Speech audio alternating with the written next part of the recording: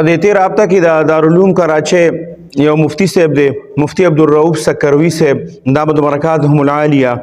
هغې چونکې د سبق په دوران کې چې داسې احادیث راشي نو د طالب علمانو د پوهې دپاره هغه شان چې یا شمایلي یا داسې حدیث راشي نو هغې کې چېرته د نبی کریم صلی الله علیه وسلم یا د سنت طریقه باندې د ګرځېدو خبره به راغلي، هغې کې به داسې سبق راغلي نو هغې په درسګاه کې پاسي او هغه سنت طریقه باندې تک چي نو هغه طریقې داسې کړی دی، یو طرف ته تللی دی بیا بل طرف ته راغلی دی نو هغه چې کله هغې طالب علمان خامخا نن سبا هر چا سره موبایل دی نو طالب علمانو هغه چېرته ریکارډ کړی او د ریکارډ کولو نه بعد هغه بیا سوشل میډیا له ورکړی نو سوشل میډیا باندې بیا ډېره زیات هغه وایرل شوی نو کم خلک چې تنګ نظر دي او تنګ ذهن دي هغې بیا په هغې باندې تنقید شروع کړی دی او تنقید بیا پې څه کوو چې یاره دا خو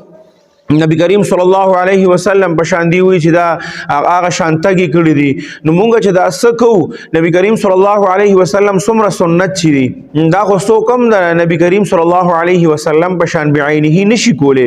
دا خو مونږ د هغې نقل کوو او مونږ ته به انشاءالله الله سبحانه وتعالی په هغه نقل باندې د اصل ثواب راکوي. ګوره څومره صحابه کرام رضوان الله علیهم اجمعین چې کوم ځای کې به نبی کریم صلی الله علیه وسلم یو کار کړو چېرته کې یو اونه به په لاره کې د هغې نه به یې سر ښکته کړی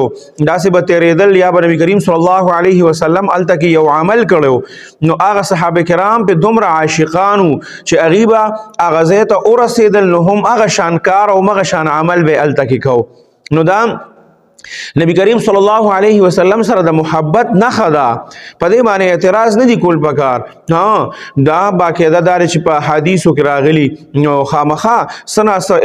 اختلاف پکې کیدی شي خو ډایرکټ په هغې باندې اعتراض کول چې دا خو د نبی کریم صلی الله علیه وسلم په شان تکسوب کولی شي نو په هغې باندې اعتراض خو خپل چې کوم څومره د هغې طالب علمان دي دورې حدیث هغې ته هغه طریقه خوله چې داسې طریقه باندې تک پکار دی او داسې طریقه چې دا نو دا د سنتو مطابق تک دی نو په هغې باندې ډېرو خلکو تنقید کو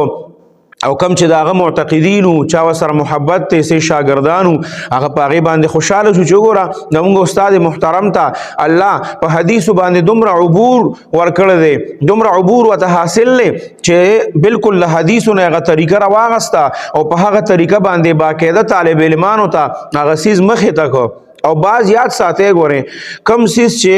داسې بالفعل ستا په مخ کې استادو کی یا بالفعل یو کار وشي نو هغه بیا په ذهن کې د ډېر وخته پورې هغه محفوظي او هغه د ذهن نه بیا نه وځي نو په دې باندې اعتراض نه دی کول پکار ځکه چې دا خو څومره چې مونږ ته د حدیثو په کتابو کې سنت را رسېدلي دي نو خامخا هغه به کښېنه نو په کولو کې ثواب دی چې کښېنو خامخا تا نه په کمې کوتاهي هم کېږي څه ناڅه پکې دنه خامخا راځي نو په دې باندې په سړي باندې تنقید نه کول پکار او بل هغه دومره غټ سړی دی مفتی عبدالرؤف سکروي صاحب چې هغه خو تقریبا د 100 نه زیات هغه غالبا کتابونه لیکلي دي هغه څه وړوکی سړی نه دی هغه به باقاعده دی په هر څه باره کې هر طرف ته به یې کتلي د هغې نه بعد چې کوم دی بیا هلکانو ته به یې دا هر څه مخې ته کړي او دا سنت طریقه به یې ورته ښولي.